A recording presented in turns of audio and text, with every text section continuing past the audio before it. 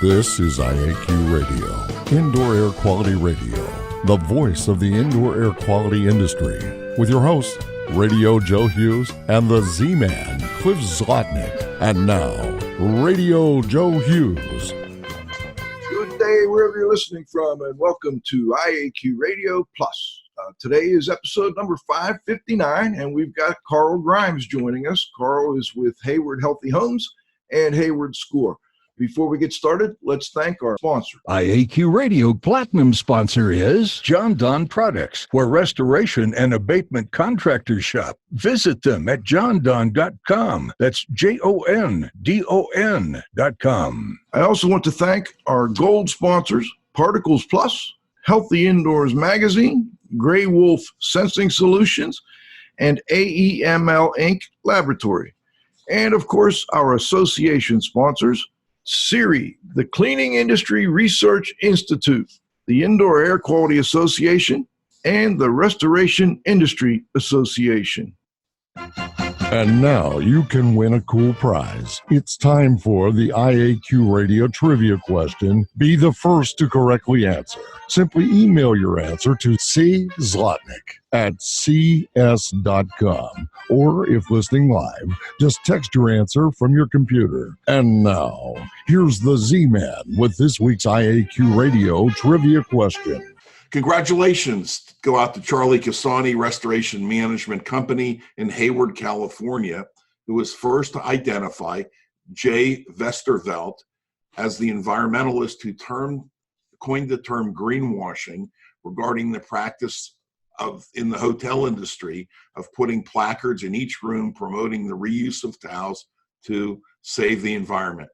The IQ Radio Trivia question for today, Friday the 27th, September 2019, has been sponsored by Ideas, the solution chemistry company providing unique solutions to odor removal, surface cleaning, and decontamination problems. Here's today's trivia question. Name the substance whose dust is responsible for pneumoconiosis. Back to you, Joe. All right, so today's guest is Carl Gimes. Carl started his journey back in 1987 into the IEQ consulting world when he was trying to figure out his own health issues and tracked it down to what he felt were some indoor air quality issues. Since then, he's been helping people in similar situations and all around the country, and now he travels the world actually helping people.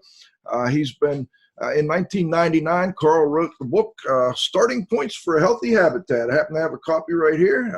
Carl, since then, has been an IAQA president. He's been the vice president of practice for the International Society for Indoor Air Quality and Climate. And currently, he is with the Hayward Healthy Homes and Hayward Score Group. And we welcome him to today's show. Hello, Carl. Well, good morning, Joe. Good morning, Cliff. Good morning. Great to have you, Carl, as always. I know you've been traveling the world, as always, going to conferences, checking out different new takes on indoor air quality issues. And I wonder if maybe you could update listeners a little bit. Where have you been recently, and what interesting new things are you learning? Always lots of interesting new things that I'm learning, no matter where I go, actually. But this summer, the two notable trips, in fact, they were back to back, was in Europe. I was in Lithuania, and also the Netherlands in Utrecht. So in Lithuania, I had heard of the country. I knew it was a Baltic country, but I didn't know where it was exactly in Europe. My sense of geography is not very astute. Until I realized that the Baltics are by the Baltic Sea, which makes sense. So that was number one thing that I learned. And do you happen to have a picture that you can put up there? Let's put one up, John. There's one, looks like a courtyard of some kind. Put up the Red Manor. The Red Manor. All right, let's see what the Red Manor is. Big red building with the tower there. Looks like an old castle of some kind. Yeah, so just a little sense of history here for not only this country, but then the Netherlands in just a moment. But Lithuania when we were on the one of the first clues as to what was going on there was the Uber driver. Yes, they have Uber in Lithuania from the airport down to Kanal, which is, or Kaunas, I guess is the way to pronounce, Kaunas is where the conference was. The Uber driver was telling me that he's Russian. He's living under Lithuania as a free country right now, but his 3 previous generations of family didn't. His parents lived under the Soviet Union. His grandparents lived under German rule, and his great-grandparents lived under Polish rule. Wow. So you can imagine what it would be like to live in a country that's unstable, that has that many, not just government changes, but regime changes. So the Red Manor picture here, this is up on the top of a hill, heavily forested, where we had our conference dinner. This is the area where, as the guy on the boat tour said, he pointed in one direction and said, this is where Napoleon came through. Over here is where the Russians came through. And over there is where the Germans came through. Wow. So again, great instability. And the Red Manor is this big, you're only seeing about half of it here. The history we were told was the Germans occupied this twice, not only during world wars, but other times. And every time they left, they blew up half the building. So again, massive change, destruction, rebuild, great sustainability here and the ability to recover. That was the one part of Europe where we had the combination of the International Society of Indoor Air Quality and the International Society of Environmental Science. The other than one, if you can put up the one that says the plaza, this is now in Utrecht, the Netherlands. What's notable about this location, not just Utrecht, but this particular plaza, is that I was there a few years ago, and they actually had a display up. In that plaza is where, when Germany invaded the Netherlands, this is where they came in Utrecht. The Nazis came into this courtyard and started arresting people, beating them. They killed a few of them. They loaded them on trucks and hauled them away. That's the sense of history. Now, that was just the one invasion rather than multiple ones like Lithuania. But this, it's just standing here and realizing that the display at the time when I saw it, they had photographs showing what was happening. And I'm standing there looking at the photograph, and then I glance up. There's the building in the photograph. I'm standing right where all that happened, and the sense of history and just the impact was amazing. And I wanted to talk about these two things with kind of set the stage for what we talk about today and my orientation. Joe, you read part of my biography about how my background on this, and I had to figure out what was going on health-wise for myself. I've been working with others. One of the key points to that is just like here. I could read about Lithuania. I read about the Germans invading Europe and even the Germans invading the Netherlands and Utrecht. But until I had that direct experience, it didn't have the same powerful meaning. So when we talk about the indoor environment, we can read about it. We can go out and study it. We can go out, like a lot of people that are listening today and in the past and future and so forth. They go out and they do the forensics. They do the inspection. They assess what they find. And people go out then and the contractors then follow that scope of work and they fix it, and they have to determine, whether it's working or not, whether it's fixed or not. But if you haven't directly experienced being sick, uncomfortable, irritated, headaches, or debilitated by the indoor environment, you really don't you really don't have the same experience as the people we work with that have had that experience, the direct experience of what is it really like for that to happen. Just like what is it really like to stand in the courtyard where in World War II, where the Nazis came in and took over the town and started killing people and hauling them away, never to be seen again, or at a place like Utrecht, where 4 generations of family each lived under a different governmental regime. It's that direct experience rather than the textbook experience or watching it on the Discovery Channel or the History Channel, or even being in there and doing measurements in the building. If you don't or can't appreciate what it's like for the people that are in that building, you're missing the most important part of that. So that's my long introduction on why I had the photo, why I sent you the photographs that I did, Joe. Well, I appreciate that, Carl. Let me ask you this though.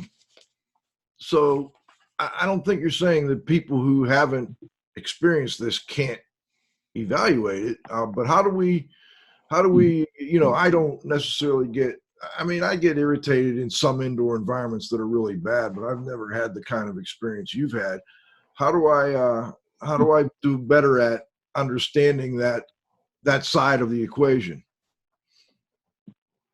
That's a really good question, and it's a key question. And the way you do it is, first of all, you have to realize that that's possible.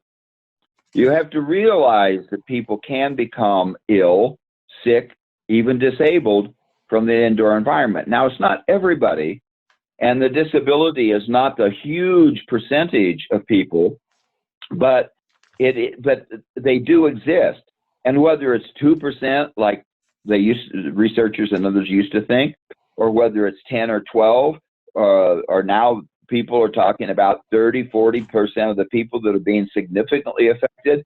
And some figures are even putting up above 50% of people that have some sort of reaction to the indoor environment that they have to take some sort of action, whether it's to change something in the house, or they need to clean the dust.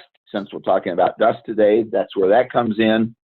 Or whether it's bad enough they have to leave, or like some of the people that we've got some people with military spouses that are dealing with the military housing issues right now that are listening in. They're forced to leave while things are being fixed, and they don't know if it's going to be fixed correctly or not, and there's a dispute about whether it is fixed correctly or not. So to get back to your question, number one, you have to realize that it's possible. And we got this big blind spot in people in general. If there's anything wrong with the world, it's not my house. It can't be my house. This is where I go to recover. This is where I go to heal. This is where I go to forget the troubles of the world and the troubles of my life and at work and everything else. This is where I come. This is my castle. This is my domain. Don't mess with me. Don't interfere with it. Leave me alone in my home. And so it's hard to think about that. People in the industry, it's very easy for them to say, look, I've been doing this for 10 years, 20 years, 30 years, whatever. And I've been in all these houses and I don't get sick. So how is it possible that everybody else does? Well, a quick answer to that is, if it did make you sick, you wouldn't keep doing this work. You'd leave, you'd do something else, because you couldn't function if you kept getting sick by going into houses or office buildings or factories or whatever it is. So first is the realization. The second, that it can be true for you. You get kind of through this blind spot. The third part is to ask questions. So often we go in and say, oh, this is what the problem is, or I know how to fix it. We sell you this product. We give you this stuff to spray. We give you some kind of product or service. This is what you need, without stopping to ask a question to even find out what's going on or what the person's needs are. So, conceptual realization, some sort of direct realization that you can connect with the client. And then the third part is ask questions to find out what their needs are rather than just your needs. It's easily said, difficult to accomplish, but that's the process that's the broad outline of the process that you need to go through with this. Carl, as someone that, you still to this day have issues in some indoor environments, I'm wondering how during your travels to Europe, to the Netherlands and to Slovenia, I guess you were in Slovenia, what type of Lithuania did you run into? Or Lithuania, I'm sorry, Lithuania. Yeah. Did you have issues? Were the hotels there in pretty good shape? I noticed in that one photo what looked like rising damp to me.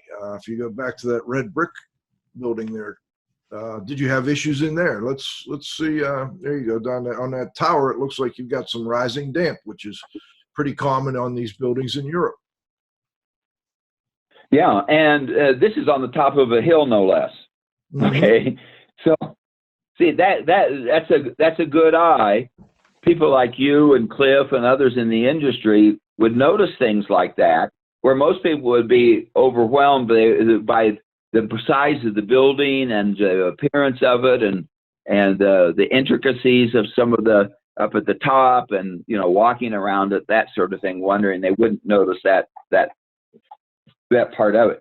So yes, let me just briefly say, to put in context of my experience right now, back 30 some years ago, when I was so ill from this that I was disabled, that there's 2.5 years or so I couldn't work at all.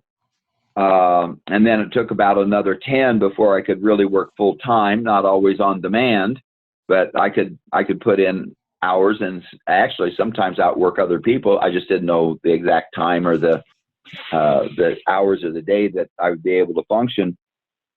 By learning in my own life, my own direct experience of what kinds of things were affecting me negatively, and learning to identify them and to eliminate them from my life or avoid them or reduce those types of exposures, I was gradually able to reduce the impact on me because I wasn't reacting so often. And eventually, this is part of the 10-year journey, eventually I reached a point where I still, even to this day, I still react to the same things that I did 30, 40, 50 years ago even. Didn't realize it back then. I still react to the same things, but it takes a higher, stronger exposure for a longer period of time before I react. And when I do react, I don't react as strongly as I did before, and I recover more quickly. So to the hotel question specifically, when I go into the hotel, I kind of ignore the lobby because so many of them have their signature fragrance that they put into the lobby. It's not in the rooms. So when I go to my room, I open the door, and instead of just walking in, I stop and just smell, step in, what's it like? I'll know within 10 to 15 seconds whether this is a room that is okay for me or not. And if it's not, I ask for another room. And sometimes it takes 2 to 3 rooms. A couple of times it's taken 4 rooms before I can find one that is acceptable. And usually it's a room that hasn't been just cleaned because it's the fragrance of the products and so forth in there. So that kind of gives the background of how I can do now what I couldn't do before, and really to the extreme of so much travel, the airplanes, that sort of thing. I've learned how to take care of myself and avoid the worst of the exposures. Carl, I'm wondering what presentations, you get to go to all these conferences, most of our listeners don't. What presentations, new things you learned, things that stood out to you, would you like to let listeners know about? The number one, which was really striking at the one in Lithuania. Now, this was the combination of the International Society of Indoor Air Quality and Climate that I was past vice president of, and the International Society of Environmental Sciences. So these are the ones doing measurements of various parts of the indoor environment.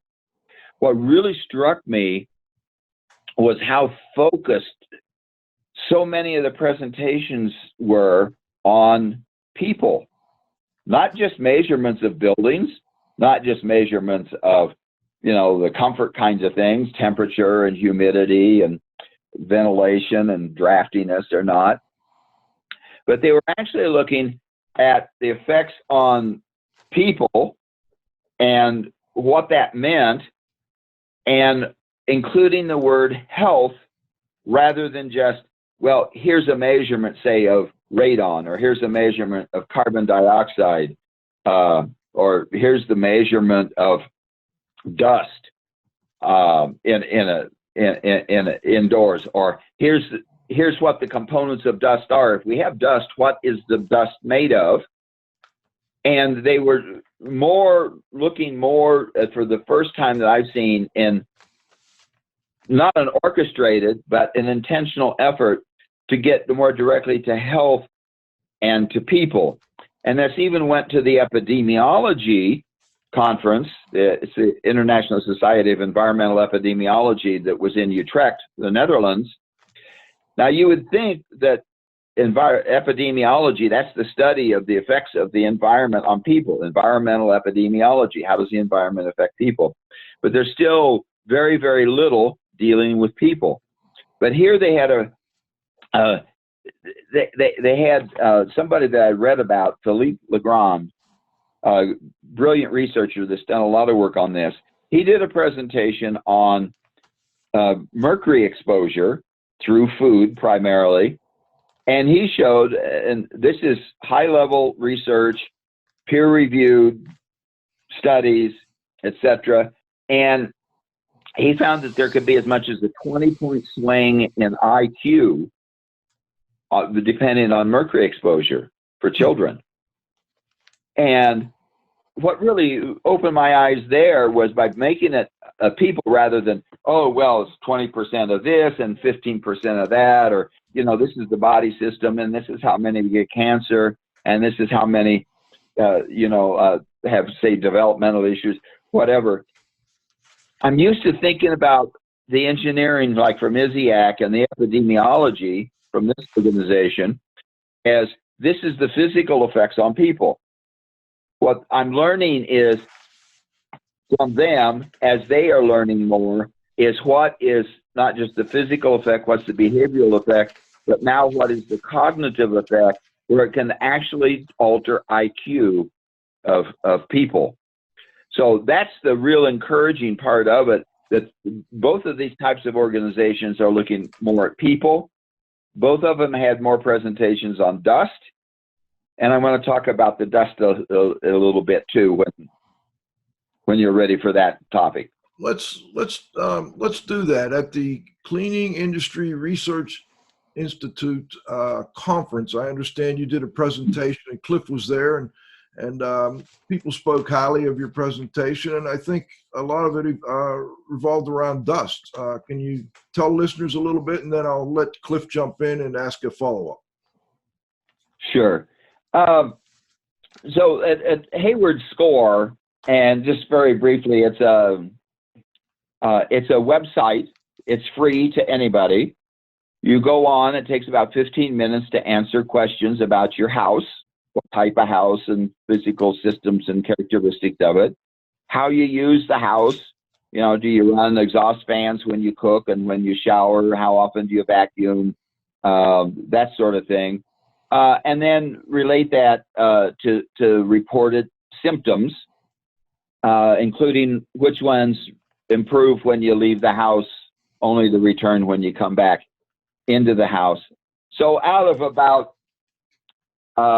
80 different parameters or factors, and all those combinations which measure into the tens of millions of combinations of all those 81 A's, our data scientist, Dave Katari, did some statistical analysis on it. And one of the things that popped up that was surprising was dust associated with symptomology. How many symptoms do people report? We've got a list of 23 that they can check off. And that's a separate part. It's not connected with dust or anything else directly in any way. So, the bias is dramatically reduced there. And there's only a couple of questions on dust because when we started this, 2 years ago, 3 years ago, 5 and 6 years ago that Bill Hayward and I first started with this, we didn't really ask a lot of questions about dust. But when Dave was doing his analysis and he used, I think it was 4 different statistical methods, a couple of regression methods, and there was even a machine learning type method that he used to explore with. What was surprising was that dust came up near the top of every analysis. And the most significant one was it was number 6 of all the factors, but all the other 5 was not physical characteristics or presence of dust. It had to do with people saying, I think my home is making me sick or not. So it wasn't the characteristics of the house that were the top 5. So of physical characteristics that people were reporting, dust came out number 1 or 2 on all the various methods of analysis that Dave put this through. So that really changed our thinking on it. And so we're refocusing now to include more information, more analysis on dust. So what about, I know you at first focused a lot on water damage. You didn't see that same correlation or not as strong with water damage? We did see water damage, and if you put up I've got a chart there. I think it's number 1 of the charts that you have there. Okay.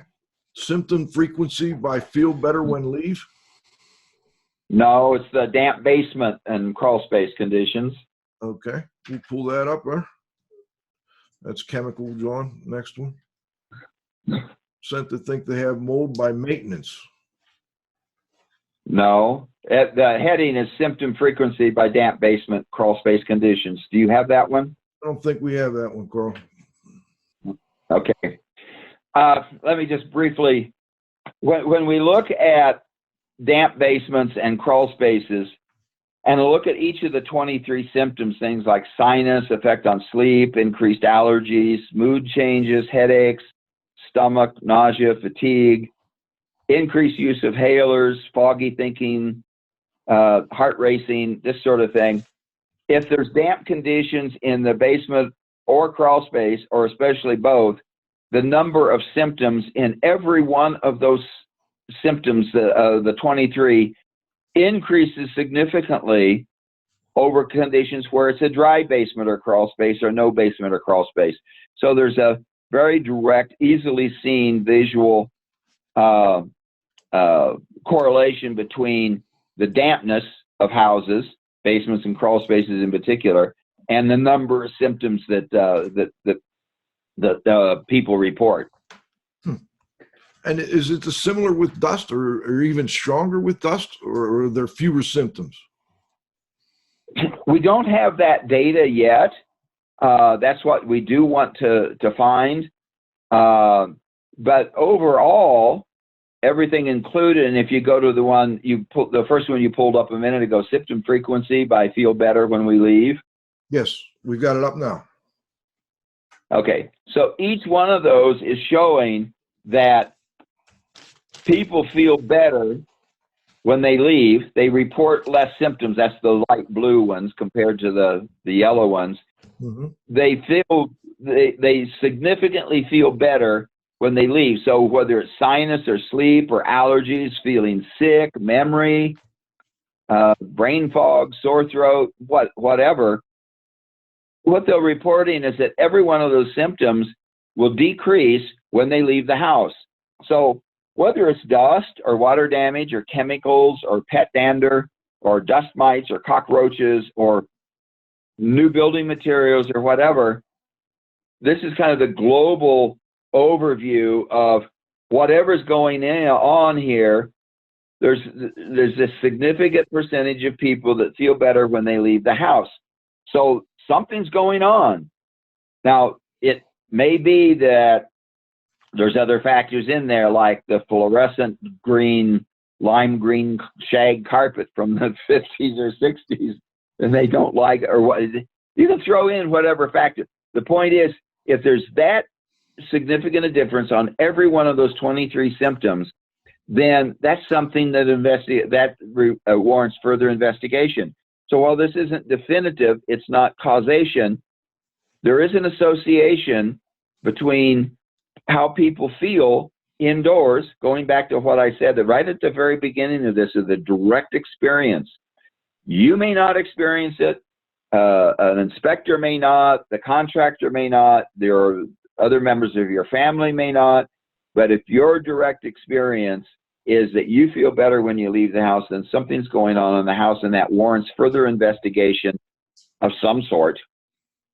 So right now, dust is one of those factors that would be involved in that, but we don't have the data yet to go into the specifics like I did with the dampness.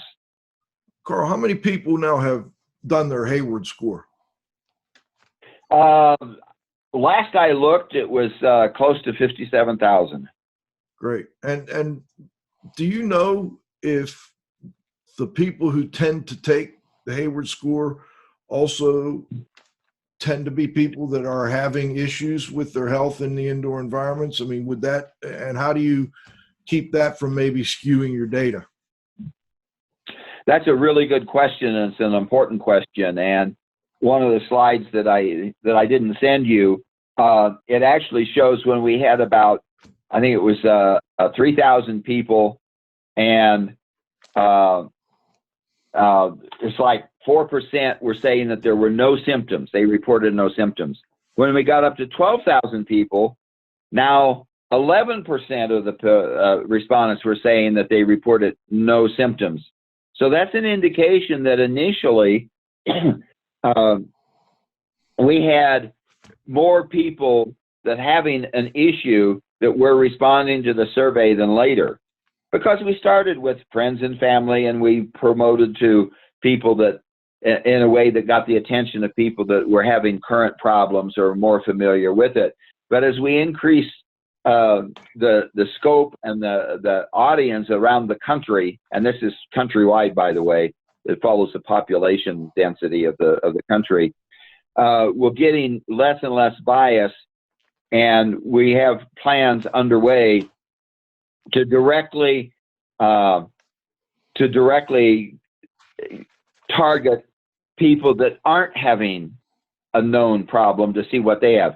One of the challenges there is if you don't have a problem with your house, you're probably not going to click on this website, and the less likely you are to start the survey, and the less likely you are to spend 15 minutes to go through and pay attention and to the report that you get and the recommendations for improvement. So that is an issue, but things like symptom frequency when they feel better when they leave, the way that question is asked and where it is in the sequence of things, it's not something that people can like game the system and say, oh yeah, this is what I'm going to do. I want to skew the results that way. You always have to be careful of it, but and we've recognized that we've got indicators where that can happen, but we're moving on. We need more than 57,000 houses. We need 100,000. We need 500,000. We need 1 million houses, and that means we're getting a higher percentage of all the housing units in the country, so that bias is reduced. Okay, Carl, we're coming up on halftime. Before we go, though, Cliff, do you have a question you want to ask before or after halftime? No, before, if I could, Joe. It's a short question. Carl, you have 57,000 people, and I know that at certain events that Joe and I've been at, Healthy Building Summit, et cetera, you were able to grab a cluster of people together at one event. what my question is in Pittsburgh every year, we have what's called the Home Show. It's held in downtown Pittsburgh. It takes up the convention center. And I don't know, that they move maybe 50,000 people through this thing in, over a weekend. And I was wondering if you ever went to an event like that and just got all different types of people in one place. You could get, and if you haven't, I was just suggesting perhaps you do it. And I think that, perhaps they'd give you a free booth or whatever in order to do it because you're doing research for that industry. But seems like a good way to get a lot of people. That's a great idea. And, there's these various home and garden shows Right. around the country. I know Denver has one every year. It's about 3 or 4 days down at the convention center, and they'll have, 50, 80,000 people go through there. That would be a great one. It would be, how do we, the challenge would be to make ourselves known so that they are aware and that they would stop to, they're not going to take the time to sit there with a laptop and go through the 15 minutes, even at, the conference that you and Joe put on the summit each year. Joe Medosh and I have been there, and we've had the laptop set up at times, but it's not an appropriate place. But a card or a QR code that they can capture on their phone or something like that, that they could get that and then take home and then go through it. That would be a great way to do it, and it would tend to get the part of the population that the non-reactive part of the population, let me put it that way. So that's a great idea. Thanks, Cliff. You're welcome. All right, we'll be back with the second half of our show with Carl Gimes in about 90 seconds. We've got to thank our sponsors. IAQradio Platinum sponsor is John Don Products, where restoration and abatement contractors shop. Visit them at jondon.com. That's JONDON.com. Gold sponsors are Particles Plus Engineers and Manufacturers of feature-rich particle counters and air quality monitoring instrumentation. Learn more at particlesplus.com. Count on us. Healthy Indoors Magazine, a free online digital magazine for industry professionals and consumers. Subscriptions available at healthyindoors.com. And AEML Laboratories, free FedEx shipping, great pricing, same-day results, and never a rush fee. Learn more at AEMLinc.com. Gray Wolf Sensing Solutions, who use advanced sensor software technology and embedded computers to provide superior environmental test instrumentation. Visit them at wolfsense.com. Association sponsors are the Indoor Air Quality Association, a multidisciplinary organization dedicated to promoting the exchange of indoor environmental information through education and research. Learn more at IAQA.org. And RIA, the Restoration Industry Association, the granddaddy of the restoration industry. Network with leaders. Learn more at restorationindustry.org. CIEC, the Cleaning Industry Research Institute. See more deeply through science and research. Learn more at CIERIScience.org. That's CIRI science.org. All right, we're back for the second half of our interview. We've got Carl Gimes from Hayward Score and Hayward Healthy Homes. Carl, we had 2 other slides that you sent. I want to put up here real quick for the listeners and people watching online, and maybe have you comment on why you sent me 3 slides, and I figured, hey, I better put these up because I'm sure there's some good stuff in here. So, John, there we go. Although I'm not seeing it for some reason. Here we go. Symptom frequency by chemical proximity. Okay, so this is one that we'll focus on the indoor environment. So we're thinking about, how does the building affect people? What behaviors by people affect them, like using fragrance products? They don't ventilate out the moisture from long showers and cooking, and they vacuum really old carpet with lots of pets, and it's not a HEPA filter on it. that sort of thing. But this is the one, the reason I include it is that this is usually the one that researchers think about, or it strikes them as the most important. Again, remember, they'll focus more on outside. Even the epidemiologists look at the external environment rather than internal environment. This took on a new significance for us. So we have questions about chemical proximity, like certain things like a golf course, gas station, dry cleaners that's within a block or so of your house, and then other things like airports and golf courses, industrial plants, chemical sources that are outside the house is within a half mile or a mile of the house. What was striking here is that, again, if there are chemical, chemical sources near the house, people are reporting increased symptoms, the red line here versus the blue line where there's no chemical sources.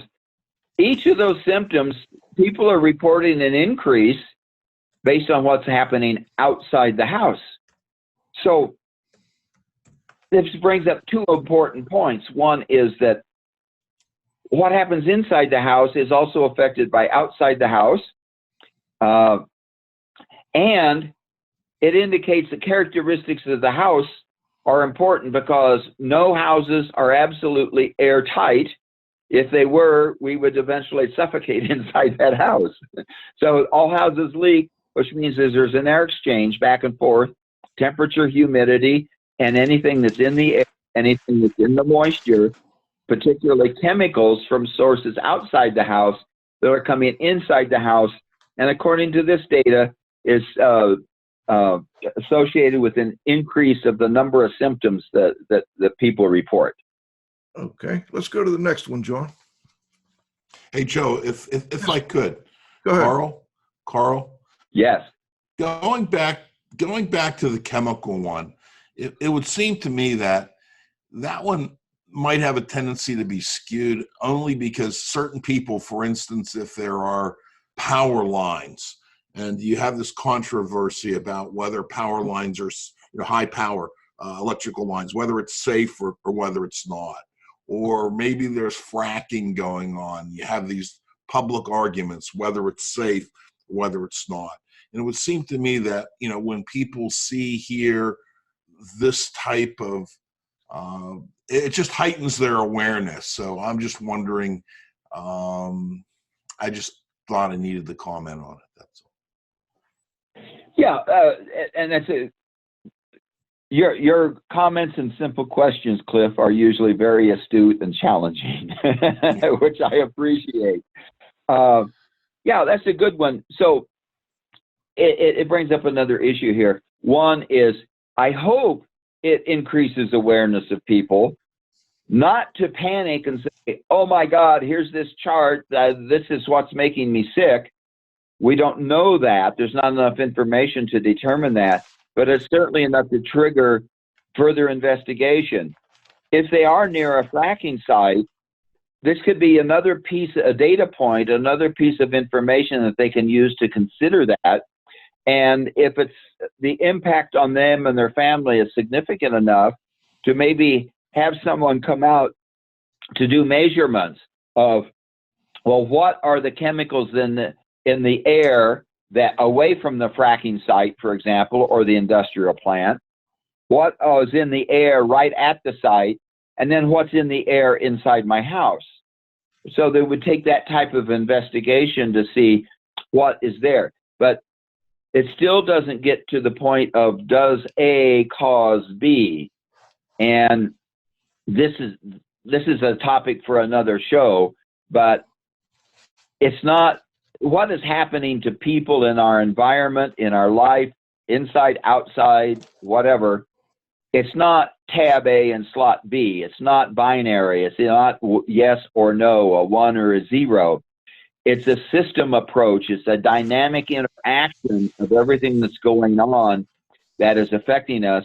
And we can look at what are some of the significant factors or some of the dominant factors It takes a lot of effort to really get to that point of causation. And we can argue endlessly about that. How much mold, how much chemicals, which kind of mold, which kind of chemical, or is it dog dander versus mouse dander versus dust mite? The simple fact is, from the side that we saw previously, there's a lot of people out there that feel better when they leave their house, and we don't know why. We need to start finding out why. That's the key point here. But you raise now another one I want to address, and that is the tendency for people that are being impacted to see something like this and say, oh my God, this is what's happening.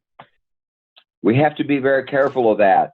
We have to be careful that we say enough or even scare people a little bit so they become aware to take actions, to start investigating, but not so much that they either become frightened, like, deer in the headlights, and they freeze and they don't act, or they become hypervigilant, and now everything out there is now affecting them, and they move so fast from one cause to another that they never stop long enough to figure out what's going on and to take some positive, constructive action. So that is, you've actually raised a really key point there, Cliff, about how people may use or respond to or directly experience some of this data. That's got to be part of the education that goes on with the information as we and the other researchers learn more. Carl, I've got another slide up now. Percent that think they have mold by maintenance. I'm a little confused on what that is. What are we looking at here? Okay, so one of the questions we ask is, do you think you have mold? Okay, it's separate from, isolated from other questions about dampness and leaks and that sort of thing. It's just a simple question, do you think you have mold? Another question that we have is, how do you describe the level of maintenance that you have? Is it expert maintenance, meaning that it's up to date, it's there, it's up to date, everything's done? Or the opposite extreme where it's deferred, it's not been done, maybe not quite dilapidated house, but although that would fit, or somewhere in between of like, yeah. So we've got the expert, we got the deferred, and we got the somewhat. So when our data scientist, David, looks at the data here, he says, okay, well, let's compare the people that say they have mold and don't have mold with people that have said that they have expert maintenance or somewhat or deferred maintenance. Okay, I see. Then what that shows is that if they've got expert maintenance, the people that say they have mold is the blue line there of 22%. I see. Okay. So then as you go down to less and less maintenance to the somewhat, that more than doubles. And then when it's deferred maintenance and people report whether they think they have mold or not, whether it's mold or not or something else, because a lot of people, if they have any kind of a reaction, they say it's mold now. But the people that are saying, they're reporting that they've got a problem, they think they have mold, goes skyrockets in houses that don't have up-to-date or even intermediate maintenance. So this is an indication that the maintenance of a home may be more important, and it looks very strongly that it is more important than just whether it needs a coat of paint or whether you fix the window leak or you need a new roof or whatever the maintenance part is. That's affecting people's direct experience. Okay, direct experience is this is what it's like, not this is what caused it. That's different. That's what people in the industry and in the science need to do, is figure out what is causing it, what is really happening here.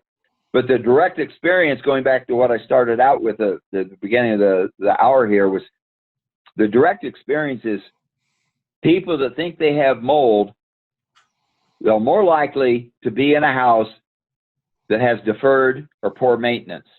So one of the recommendations that we have in our report, when people that, go through and get their score and get their report, is if they indicate somewhat maintenance or they indicate deferred maintenance, one of the strongest things recommendations is you need to get your maintenance up to date. Here's some kinds of things that you need to do. And now future data, we don't have that yet, but future data would be, okay, you made the changes. Now let's go back and answer these questions and see if you still think you have mold or not. Let's look at the number of symptoms from chemical proximity, because if you're a poorly maintained house, it's probably going to be more leaky than a well-maintained one. So that's what that slide shows. So even with just simple comparisons, without getting into super high-tech, sophisticated statistical analysis, there's just some simple comparisons here that are coming out from the data that nobody stops to think about. Carl, okay? what So that, the orange go ahead. and gray lines there, the orange and gray bars? So That is, yeah, it got chopped off along the bottom here. Just a second, and I will. Yeah. So the blue ones is they think they have mold. The 40% or the orange one is I'm not sure, and the other ones is I don't. Oh, okay. I don't think I have mold. Yeah. So we're running a little low on time. I'd really like to get at least a 5-10 minute section here where we can talk about your current work with military families. I think that's something you wanted to make sure we got to today. Can you tell listeners a little bit about the military advocacy work you're doing? I know we've all seen the articles in the paper and on the news about military housing and some of the issues that are occurring, and I'm really not sure exactly what you're doing with the military housing folks right now, but I wonder if you could tell listeners a little bit about what you're doing and then what you're learning from it. Okay. Yeah, this is becoming more and more important. We became aware of it last spring, kind of a combination of us noticing on some of the social media groups, people from the military taking Hayward's score and then contacting us. So it's kind of one of those, like everything else, what's the cause and what's the effect? Well, it kind of happens simultaneously. So Bill Hayward particularly is very concerned, as I am, about the effect of the indoor environment on people, as is the rest of the team, such as Dana Sudlin or COO and Joe Medosh. And so we've been working, got involved at all the different levels. Some of our team has been to the congressional hearings, the Senate and House Armed Services Committee meetings. Secretary of one of the branches has been out to Bill's house, a model house built to our standards, a couple of times. The team, was taken on a tour of the barracks and another building at the Presidio in Monterey, California, a couple of months ago. Joe and Bill have actually been out to some houses to do evaluation to see what is actually going on there. We've also worked with the spouses of military. We had an actual training session in Atlanta in May, to where we talked about not just what a healthy house is, but what a house is. And it was quite eye-opening to hear what the conditions are like in some of these houses, not 100% of them, but with a huge percentage of houses. And in fact, some of the team was just down in Texas at a base earlier this week, where the majority of the on-base and housing had some significant problems to some severe problems. There's a big gap between what people know what the private housing people know, because almost all the housing now is by private companies, not under the control of the military. There's a congressional contract, the 50-year contract, the 10 years into it. Too complicated to go into all the intricacies of that, but that's looking like it's one of the big issues here. So we've worked at all different levels, for the base, congressional, and the spouses, and we're starting to develop some ideas and some programs to help all of them.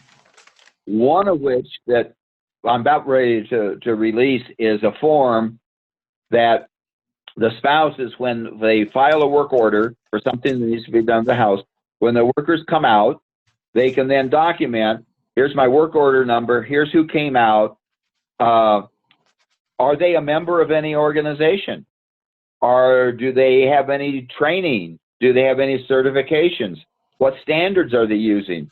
Because one of the main complaints we're hearing is that people are saying they don't have training, or they have training and then when they check, they find out they really don't, or they're misusing the logo of a particular organization, claiming to be a member or certified, and they really aren't. So those organizations are really concerned about that.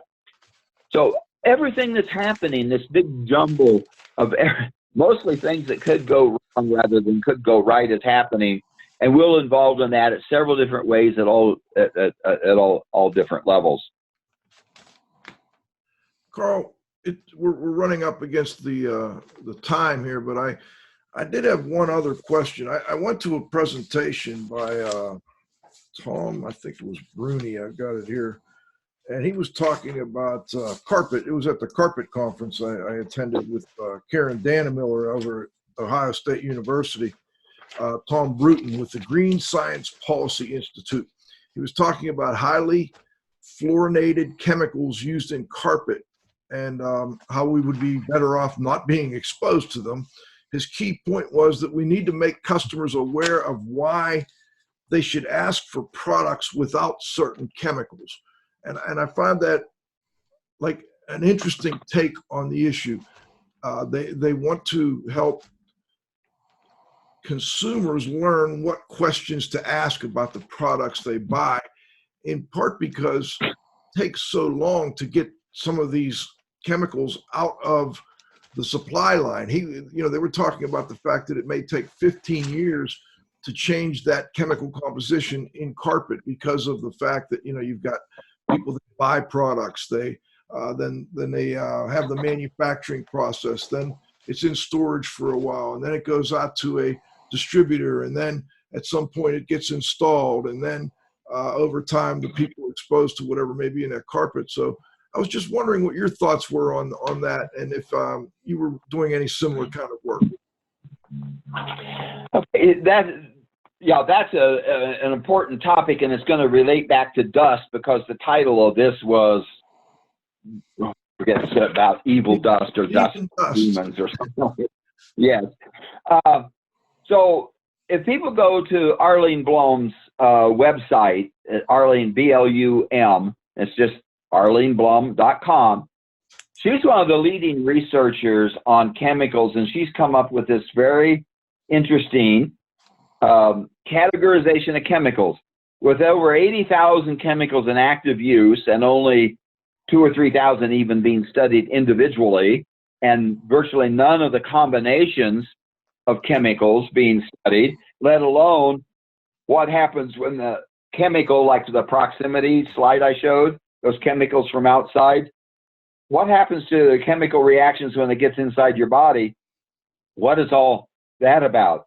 Well, she simplified it by creating 6 categories of chemicals, and you can see this not only on her website, but also the one that's called greensciencepolicy.org.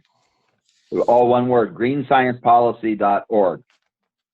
And what has happened is that just this past 10 days, Home Depot has announced that as of a certain date, I don't remember what that date is, but soon they are going to stop selling carpet that has those chemicals in it. So that's very powerful. And there's chemicals in some other products that people like Home Depot and Lowe's and others, they're going to stop selling products that have those chemicals in it, and sell a lot more and more of the manufacturers are now saying we're going to replace it. It's just like, 15 years or so ago with the urea formaldehyde rosin in OSB and particle board, and they gradually switched that to phenol formaldehyde, so the outgassing is less. We've got low VOC paint and zero VOC paint now, where it used to be all oil-based, solvent-based, and then lead-based paint. So it's gradually moving, and people like Arlene is really making a difference. And this, where I bring it back to the dust. Back in the 1800s, the literature there shows that in the UK especially, they recognized that dampness was a problem, the rising damp. But they also noticed that dust was a problem, and the combination was even more so. And they actually called it evil dust. These kinds of things that were affecting people was evil to them. But again, the direct experience minus the science is this is bad. We need to do something about it. What do? Why it's bad? That's what the science needs to discover. But we don't have to wait for that before we manage the dampness and we keep the dust levels down. And one of the reasons, bringing it back to the title of the show, dust is not just dust. It's not just house dust. It's not just these inert particles. First of all, labs under a microscope can identify as many as 230 different substances that are in ordinary house dust. If you send a slide, a sample of house dust, there's up to 230 or so specific substances that can be identified. And the chemicals, like from the carpets, pesticides, fire retardants, all those sorts of chemicals they're finding in dust. And they had a whole series of presentations in Lithuania at the IAQradio conference on those chemicals in dust. They had one of the presentations was where they brought in the various factors from the engineering and research and measurement people to come up with a criteria to measure all this, and not just the volatile chemicals we're all familiar with, but with the semi-volatile ones that they're finding in dust. Semi-volatile means that they don't evaporate real quickly and are gone. They don't even start for a week or two or so, and then they gradually increase. And that's where the long-term exposure is occurring. And it's not just that they find it in dust, but this is where we get our exposure is from dust, the evil dust, the demon dust, so to speak. So circling back to what I presented at the Cleaning Industry Research Institute on dust is this is something that's new, fairly new, but the research, medical research is out there.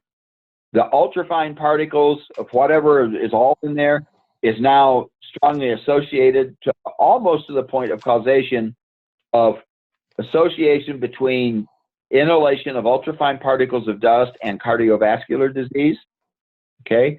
And they're also finding now these particles are physically migrating up through the blood-brain barrier into the brain.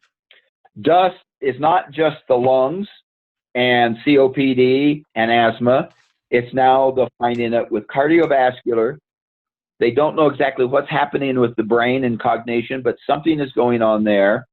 And that seems to be trending. My personal opinion is that that's kind of trending to where dust is going to be kind of that common denominator like moisture is. It's not just mold, it's moisture. Dust is going to be, my prediction is that dust is going to be another one of those foundational common factors similar to moisture.